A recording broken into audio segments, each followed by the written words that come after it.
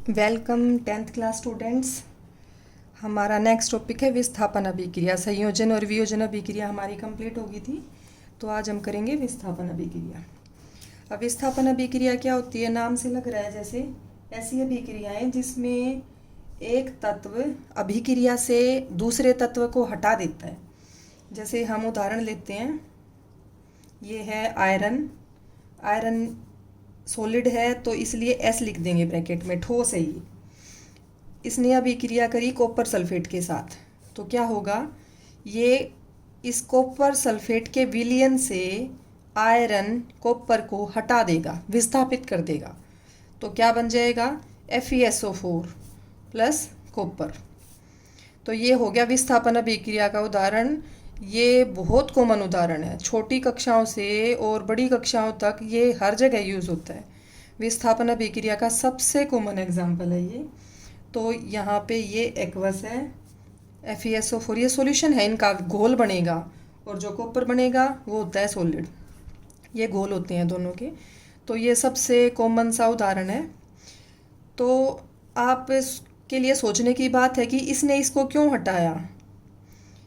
ठीक है, तो सीधी सी बात है कि जो ज़्यादा पावरफुल तत्व होगा वो कम पावरफुल तत्व को भगा देगा।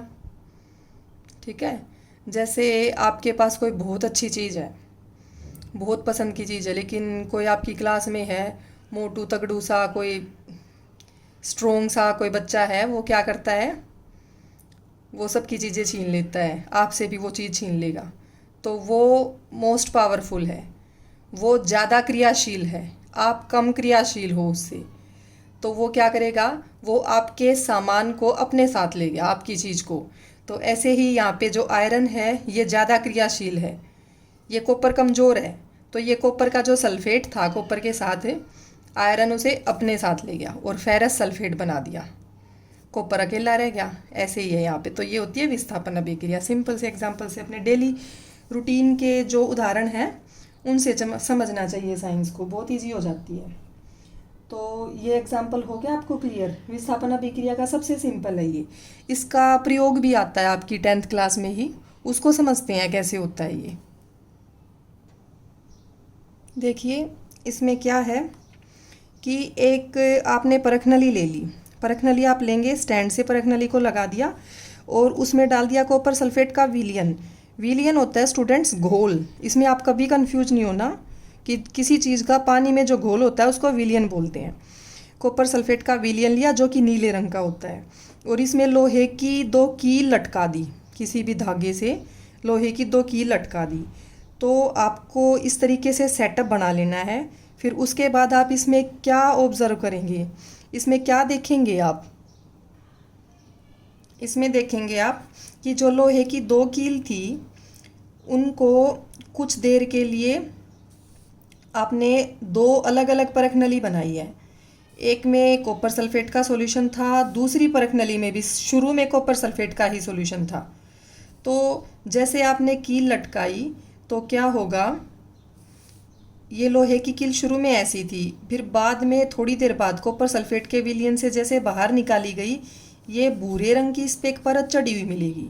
तो इतना तो अंतर मिलेगा कील में। उसके अलावा जो 2 परखनली ली थी आपने चेक करने के लिए, ये पहली परखनली थी, इसमें तो वैसा का वैसा नीला रंग रहेगा। दूसरी परखनली जिसमें आपने लोहे की कील डाली थी, इसका नीला रंग काफ़ी हद तक कम हो जाएगा। तो कहाँ गया इसका नीला रंग, नीला रंग आता है स्टूडेंट्स कॉपर की वजह से, कॉपर सल्फेट की वजह से। तो जो कॉपर सल्फेट का विलयन था वही नहीं रहा, तो नीला रंग बचेगा ही नहीं। कॉपर सल्फेट की जगह क्या बन गया, फेरस सल्फेट, आयरन का सल्फेट बन गया। ठीक है, और ये आयरन की लोहे की जो कील थी ये भूरे रंग की कैसे हुई, इस पे कॉपर जमा हो जाता है विलयन से निकल के। तो विलयन से जो अलग से कॉपर निकलता है वो तो लोहे की कील पर जमा हो गया। ठीक है, और जो विलयन था कॉपर सल्फेट का उसकी जगह बन गया फेरस सल्फेट, आयरन का सल्फेट, आयरन का विलयन बन गया, इसलिए नीला रंग गायब हो गया। तो ये 2 परखनली दिखा रखी हैं सिर्फ तुलना करने के लिए। ये कॉपर सल्फेट के विलयन वाली परखनली है जैसा वो शुरू में था, और ये वो परखनली है जिसमें आपने कील डाली थी। तो ये अंतर समझने के लिए कि कितने रंग में अंतर आया है, नीला रंग काफ़ी हद तक कम हो गया, इसको समझने के लिए दो परख नली दिखा रखी है। ये दो कील भी इसलिए दिखा रखी है अंतर समझने के लिए कि लोहे की कील के रंग में कितना अंतर आया। कॉपर जमा हो गया इस पर, तो इस रंग से ऐसी हो जाएगी ये। ठीक है, तो ये बहुत ही साधारण सी अभिक्रिया है, विस्थापन अभिक्रिया। अब यहाँ पे एक दो एग्जाम्पल और देखिए, बुक में दिखा रखा है कि कॉपर सल्फेट के विलयन में ही अगर आयरन की जगह जिंक लेते हैं, Zn जस्ता, तो वो भी कॉपर को विस्थापित कर देगा उसके सल्फेट के विलयन से, क्योंकि जिंक भी कॉपर से ज़्यादा पावरफुल है। आप साइंस की भाषा में कहेंगे ज़्यादा क्रियाशील है, कॉपर जिंक से कम क्रियाशील है, इसलिए कॉपर अकेला रह गया और उसके सल्फेट को जिंक ले गया। ऐसे ही लेड जो है सीसा जिसे बोलते हैं हिंदी में, सीसा कॉपर क्लोराइड है। ये कॉपर क्लोराइड के साथ लेड अभिक्रिया करेगा तो कॉपर यहाँ पे कमज़ोर है, कम क्रियाशील है लेड के तुलना में, तो लेड इसके क्लोराइड को अपने साथ ले जाएगा, तो लेड क्लोराइड का विलयन बन गया और कॉपर अकेला रह गया। तो ये दोनों भी विस्थापन अभिक्रिया के ही उदाहरण हैं। तो अब हम करेंगे द्विविस्थापन अभिक्रिया। द्विविस्थापन क्या होती है? जैसे विस्थापन में एक को विस्थापित कर दिया दूसरे तत्व ने, द्विविस्थापन में दोनों एक दूसरे को विस्थापित करेंगे, अदला बदली कर लेंगे अपनी जगह की। ठीक है, दोनों बराबर के ताकतवर है, ऐसा कुछ समझ सकते हैं आप। तो द्विविस्थापन में हम एक उदाहरण ले लेते हैं, जैसे सोडियम का सल्फेट ले लिया, Na2SO4 बनेगा। सल्फेट की 2 संयोजकता होती है और सोडियम की 1 होती है। ये ले लिया हमने, इसकी अभिक्रिया करवाई हमने बेरियम क्लोराइड के साथ, BaCl2 बनेगा। बेरियम की 2 होती है, क्लोरीन की 1 होती है, अदला बदली होगी संयोजकता की। ये आप ज़रूर ध्यान देंगे, इनके बिना केमिस्ट्री समझ नहीं आएगी, फॉर्मूले बनाने सीखना बहुत ज़रूरी है। तो इसका भी विलयन है, इन दोनों की अभिक्रिया होगी तो सोडियम बेरियम के आयन को ले जाएगा और बेरियम सल्फेट को ले जाएगा अपने साथ। तो ये कह लो कि आयनों की अदला बदली हो रही है। ठीक है, एक धनायन ऋणायन के इसके ऋणायन के साथ और ये धनायन इसके ऋणायन के साथ चला जाएगा। धनायन और ऋणायन आपने 9th क्लास में पढ़े होंगे, जिन पर प्लस का चिन्ह होता है वो होते हैं धनायन।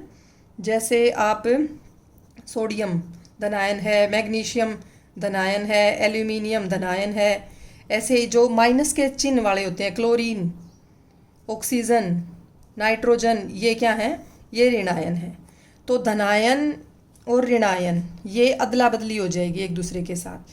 तो आप ये कह सकते हैं अगर 2 अभिकारक हैं तो 2 अभिकारक अपने आयनों की अदला बदली कर रहे हैं, तो ये अभिक्रिया क्या कहलाएगी? ये कहलाएगी द्विविस्थापन अभिक्रिया। कैसे होगी आयनों की अदला बदली? बेरियम के साथ सल्फेट हो गया प्लस सोडियम के साथ हो गया क्लोरीन। अब यहाँ NaCl बनेगा, Na2 नहीं आएगा। ठीक है, तो इसको आप संतुलित भी कर लेना, संतुलित कर सकते हो इसको आप। ठीक है, ये ऐसे हो जाएगा संतुलित द्विविस्थापन अभिक्रिया। अच्छे से प्रैक्टिस करना कैसे किया मैम ने संतुलित। क्लियर हो गया? तो ये है द्विविस्थापन अभिक्रिया। एक हमने स्टार्टिंग में करी थी, बिल्कुल सेकंड एक्टिविटी में, फर्स्ट लेक्चर में मैंने बताया था, पोटेशियम आयोडाइड के साथ अभिक्रिया करवाई थी लेड नाइट्रेट की। किसकी करवाई थी? लेड नाइट्रेट था पोटेशियम आयोडाइड के साथ। आपके 10th क्लास में ही है ये, कोई अलग से नहीं बता रही हूँ कि ज़्यादा आउट ऑफ सिलेबस। तो ये आपके सिलेबस में या आपकी बुक में भी मिल जाएगी अभिक्रिया। तो लेड नाइट्रेट की पोटेशियम आयोडाइड के साथ होगी तो पोटेशियम नाइट्रेट के साथ चला जाएगा KNO3 और लेड का बन जाएगा आयोडाइड। ठीक है, तो ये भी एक द्विविस्थापन है, आयनों की अदला बदली हो रही है, अभिकारकों के बीच आयनों का आदान प्रदान क्या कहलाता है? द्विविस्थापन अभिक्रिया। ठीक है स्टूडेंट्स, क्लियर हो गया? उसके बाद ये हमारी 4 अभिक्रिया पूरी हो गई हैं, संयोजन, वियोजन, विस्थापन और द्विविस्थापन। उसके साथ साथ हमने ऊष्माक्षेपी और ऊष्माशोषी करी थी, अलग से जो अभिक्रियाएं हैं संयोजन और वियोजन के साथ ही आती हैं ये। तो ऐसे ही द्विविस्थापन के साथ अक्सर आती है अवक्षेपण अभिक्रिया। कौन सी आती है? अवक्षेपण अभिक्रिया। अब जैसा नाम से लग रहा है, अवक्षेपण अभिक्रिया कैसी होती है? ऐसी अभिक्रिया जिसमें अवक्षेप बनता है। अवक्षेप क्या है? कोई चीज़ में हम घोलते हैं, घोल बनाते हैं, तो कोई ऐसा पदार्थ जो घुले ना और नीचे बैठ जाए, उसको अवक्षेप बोलते हैं। ठीक है, क्या कहते हैं उसे?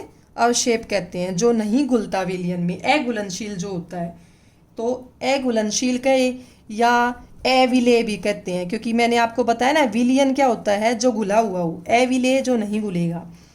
तो जो अविलेय पदार्थ है और जो नीचे बैठ जाएगा, घुलेगा नहीं, तो वो क्या कहलाता है? अवक्षेप। और ऐसी अभिक्रिया जिसमें अवक्षेप बनता है, अवक्षेपण अभिक्रिया कहलाती है। क्या कहलाती है? अवक्षेपण अभिक्रिया। तो जैसे मैंने आपको ये बताया, ये ऊपर वाली अभिक्रिया है, तो जो ये BaSO4 है, ये एक अवक्षेप की तरह ही रहेगा। कैसे रहेगा? अवक्षेप की तरह। ये घुलता नहीं है, अविलेय है और नीचे बैठ जाएगा। जैसे ये दोनों मैंने एक्वस दिखा रखे हैं, विलियन है इन दोनों के, तो इसके लिए सॉलिड दिखाएंगे, इसी वजह से ठोस दिखाएंगे S। क्यों? क्योंकि ये घुलता नहीं है, अवक्षेप बन जाता है इसका। इस अभिक्रिया को अवक्षेपण अभिक्रिया भी कहते हैं। इसके उदाहरण में भी लिख सकते हैं इसको, और द्विविस्थापन तो ये है ही। तो ये अवक्षेपण अभिक्रिया का भी बहुत ही अच्छा एग्जाम्पल है। उसके बाद हम करेंगे नेक्स्ट उपचयन एवं अपचयन अभिक्रियाएं। उपचयन एवं अपचयन अभिक्रियाएं ये क्या होती हैं स्टूडेंट्स? इनको रिडोक्स अभिक्रियाएं भी बोलते हैं। क्या बोलते हैं? रिडोक्स अभिक्रियाएं। तो रिडोक्स रिएक्शंस कॉमन नाम है इनका उपचयन एवं अपचयन अभिक्रियाएं। अब ये क्या होती? अब देखिए, उपचयन और अपचयन अभिक्रियाएं क्या होती हैं, इनमें अंतर बताऊंगी मैं। तो आप सिंपल से वे में समझिएगा। उपचयन अभिक्रिया वो होती है जिसमें ऑक्सीजन जुड़ जाए, बढ़ जाए। तीर के निशान को मैं ऊपर दिखा रही हूँ, जिसमें ऑक्सीजन बढ़ जाए। अपचयन अभिक्रियाएं होती हैं जिसमें ऑक्सीजन घट जाए।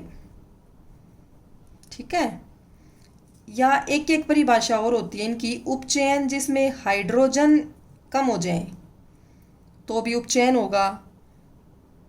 इसमें आप कहेंगे हाइड्रोजन बढ़ जाए तो अपचयन होगा। उल्टा है, जरूरी नहीं है दोनों काम हो, ऑक्सीजन भी और हाइड्रोजन भी, एक भी हो सकता है। या तो ऑक्सीजन बढ़ जाए किसी अभिक्रिया में, या फिर हाइड्रोजन कम हो जाए तो उपचयन होगा। ऑक्सीजन कम हो जाए या हाइड्रोजन बढ़ जाए तो अपचयन होगा। अब इसमें उलझने की ज़रूरत नहीं है, कि कंफ्यूज नहीं होना है। इसको हम उदाहरण से समझेंगे। उदाहरण से कैसे समझेंगे? जैसे इन्होंने एक उदाहरण दिया हुआ है, कॉपर में ऑक्सीजन ऐड कर दी तो क्या बनेगा? कॉपर का ऑक्साइड बन गया। क्या बन गया? कॉपर का ऑक्साइड। तो यहाँ पे ऐसे कहेंगे कि ये कौन सी अभिक्रिया है? ये उपचयन अभिक्रिया। इस पूरी अभिक्रिया में कॉपर का क्या हो रहा है? उपचयन हो रहा है, तो ये उपचयन अभिक्रिया होगी। अब जो इसमें तत्व होते हैं उनके लिए एक शब्द इस्तेमाल होता है जिसे बोलते हैं उपचयित और अपचयित। तो यहाँ पे कॉपर में जुड़ रही है ऑक्सीजन, तो ऐसे बोलेंगे कि जो कॉपर है वो उपचयित हो रहा है। क्या हो रहा है? कॉपर यहाँ उपचयित। कॉपर उपचयित होके कॉपर ऑक्साइड बना रहा है। ठीक है, ऐसे तो बोलेंगे कॉपर को कि वो उपचयित हो रहा है, खुद उसमें ऑक्सीजन जुड़ रही है, लेकिन पूरी अभिक्रिया उपचयन अभिक्रिया है।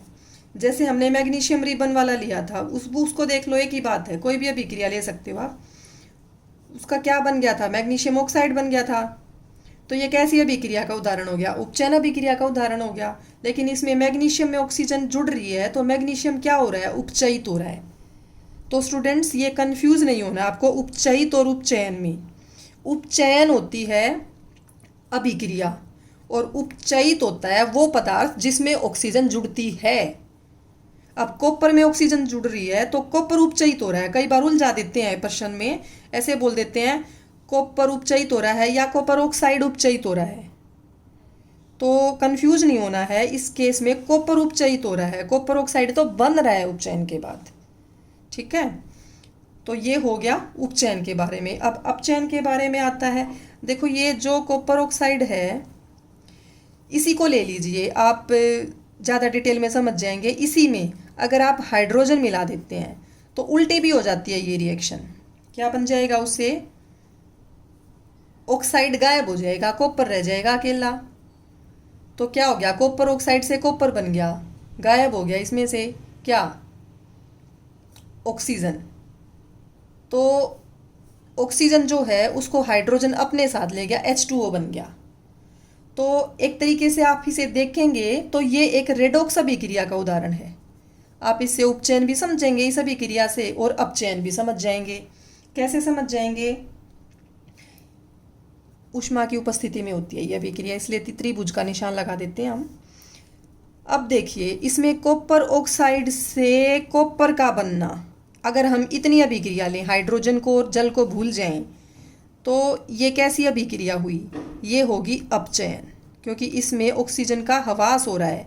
ह्रास मतलब ऑक्सीजन घट रही है, कम होगी, ह्रास हो रहा है, तो ये अपचयन होगी ये अभिक्रिया। अगर हम हाइड्रोजन से जल का बनना इस अभिक्रिया की बात करें, इसमें ऑक्सीजन बढ़ रही है, तो ये कैसी अभिक्रिया होगी? उपचयन। समझ रहे हैं स्टूडेंट्स? ध्यान से, इजी है, इतना भी टफ नहीं है, अगर एक बार क्लियर हो जाएगा तो ये अपचयन है और ये उपचयन है। अब इसमें देखिएगा, कॉपर ऑक्साइड क्या हो रहा है? अपचयित हो रहा है। यहाँ पे क्या हो रहा है? ये पदार्थ अपचयित, क्योंकि इसमें से ऑक्सीजन कम हो रही है, इसमें ऑक्सीजन बढ़ रही है, तो ये हो रहा है उपचयित पदार्थ, ये खुद उपचयित हो रहा है। ठीक है, समझ गए? तो ये एक रेडॉक्स रिएक्शन का उदाहरण है। ये आपको उम्मीद करती हूँ समझ आ गया होगा। अगर फिर भी आपको कोई डाउट रहता है, कोई रेडॉक्स रिएक्शन में, कोई रेडॉक्स अभिक्रिया में समस्या रहती है, तो आप कमेंट बॉक्स में अपना प्रश्न डाल सकते हैं। तो इस टॉपिक के बाद ये हमारी अभिक्रियाएं ख़त्म हो गई हैं। 5 प्रकार की अभिक्रियाएं हमने स्टूडेंट्स की हैं: संयोजन अभिक्रिया, वियोजन अभिक्रिया, विस्थापन अभिक्रिया, द्विविस्थापन अभिक्रिया और रेडॉक्स अभिक्रियाएं। ठीक है, उसके बाद हमारा अगला टॉपिक आता है संक्षारण। क्या आता है? संक्षारण। ठीक है, एक विकृत गंधिता आता है, साथ साथ ही ले लेती हूँ मैं दोनों को। कई बच्चे उसका उसमें लिख जाते हैं, उसका उसमें लिख जाते हैं, तो साथ साथ समझ लो, कंफ्यूज नहीं होगे। तो संक्षारण, जैसे कोरोजन भी बोलते हैं इंग्लिश में इसको, ये रेंसिडिटी होता है। तो संक्षारण में क्या होता है? आप लोहे का एग्जाम्पल ले लो, सबसे सिंपल, कभी नहीं भूलोगे, जंग लगना, तो वो संक्षारण में आएगा। ठीक है, किसी भी धातु का रंग बदल जाना, वो होता है संक्षारण। आपने चांदी देखी होगी, सिल्वर AG, चांदी की पायल, चांदी के कड़े, चांदी की बहुत सारी चीज़ें आपने देखी होगी, अंगूठी देखी होंगी। तो क्या होता है, कुछ टाइम बाद वो काली पड़ने लगती हैं। तो वो काला रंग कहाँ से आया? कहाँ से आया? ऐसे ही कॉपर जो है, कॉपर के बर्तन देखे होंगे आपने, हरे रंग के हो जाते हैं, तो वो भी क्या है? संक्षारण है। इनके जो है यौगिक बन जाते हैं, एक्चुअली क्या बन जाते हैं? इनके यौगिक बन जाते हैं। जैसे ऑक्साइड बन गया, सिल्वर का ऑक्साइड बन गया, कॉपर का बन गया, तो वो संक्षारण है। ऐसे ही जो लोहा है, Fe, मैंने ये जंग में आपको पीछे भी अभिक्रिया बताई थी, ऑक्सीजन के साथ अभिक्रिया ये करेगा, तो Fe2O3, क्या? Fe2O3 ये जंग का सूत्र होता है। क्या होता है? ये जंग का सूत्र होता है, ये बन जाएगा। अगर इसमें थोड़ा बहुत जल भी मिलेगा तो कई जगह ऐसे भी लिख देते हैं, आपको कंफ्यूज नहीं होना बिल्कुल भी। तो ये जल के अणु भी इसमें मिले होते हैं, तो इस तरीके से दिखा देते हैं डॉट करके, मतलब वो मल्टीप्लिकेशन में है, गुणा में है, तो वो जंग का ये सूत्र हो गया। ये क्या है? भूरे रंग का एक पदार्थ होता है जंग। ठीक है, तो आपने छोटी कक्षाओं में भी पढ़ा होगा, जंग को, लोहे को जंग से बचाने के लिए हमें क्या करना चाहिए? क्या करना चाहिए?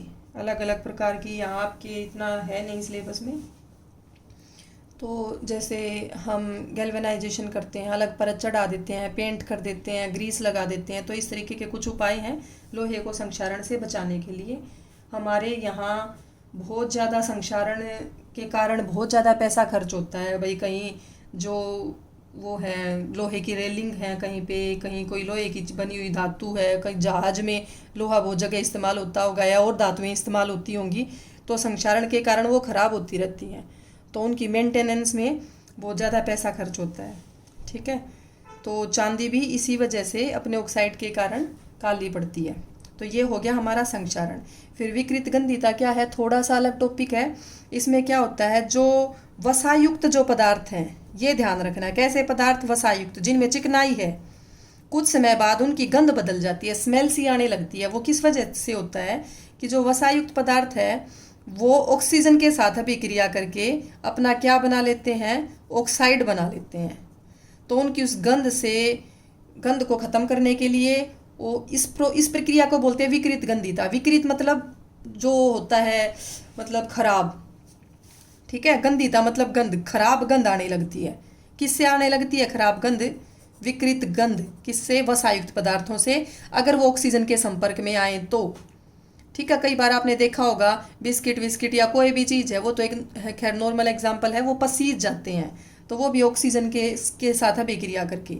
आपने देखा होगा घी है, जैसे चिप्स विप्स बनाते हैं आलू की, या जो चीज़ तेल में या घी में तल देते हैं, कुछ समय बाद उनमें से स्मेल आने लगती है, तो वो विकृत गंधिता है। विकृत गंधिता से हम कैसे बचा सकते हैं, अपने खाद्य पदार्थों को ऑक्सीजन के संपर्क में ना आने दिया जाए। बिल्कुल ईजी सा उपाय है कि ऑक्सीजन नहीं मिलेगी उनको तो विकृत गंधिता नहीं होगी, ऑक्साइड नहीं बनेगा और वो खराब नहीं होंगे। ऑक्सीजन के संपर्क में आने से कैसे बचाएं, या तो उनको बिल्कुल एयर टाइट कंटेनर में रख दें, कि ऐसे बर्तन में रखें उन्हें जिसमें हवा भी ना घुस पाए, ऑक्सीजन भी ना जा पाए, तो वो ख़राब नहीं होंगे। क्योंकि अंदर थोड़ी बहुत ऑक्सीजन होगी पहले से ही, जो पहले से ही थोड़ी बहुत ऑक्सीजन अंदर है उससे इतना फ़र्क नहीं पड़ेगा। तो एयर टाइट में रखने से हम बचा सकेंगे। या फिर जैसे आपने देखा होगा ये चिप्स विप्स के पैकेट आते हैं, तो इसमें चिप्स तो मिलती हैं इतनी सी, कई बार खून जलता होगा, और इतने में हवा भरी होती है, पूरे बड़े बड़े पैकेट। तो वो क्या करते हैं, क्यों भरते हैं ये हवा, उसमें होती है नाइट्रोजन स्टूडेंट्स, और नाइट्रोजन क्या करती है, ऑक्सीजन के साथ इसको रिएक्ट नहीं करने देती और उसको ख़राब नहीं होने देती, विकृत गंधिता उसकी नहीं हो पाती। तो ये था आपका विकृत गंधिता और संक्षारण। ये हमारा स्टूडेंट्स फर्स्ट चैप्टर कंप्लीट हो गया है। नेक्स्ट जो वीडियो होगी हम उसमें फर्स्ट चैप्टर की एक्सरसाइज कवर करेंगे, तो उसमें संतुलित करने के बहुत सारे समीकरण हैं, उनकी काफ़ी प्रैक्टिस करेंगे हम। तो स्टूडेंट्स, अगर आपको मेरी ये वीडियो अच्छी लगी हो तो इसे सब्सक्राइब ज़रूर करें, ताकि जैसे ही मैं वीडियो अपलोड करूं आपको साथ साथ नोटिफिकेशन अपनी मोबाइल स्क्रीन पर मिलती रहे। इसे लाइक और शेयर कीजिए। थैंक यू वीडियो देखने के लिए।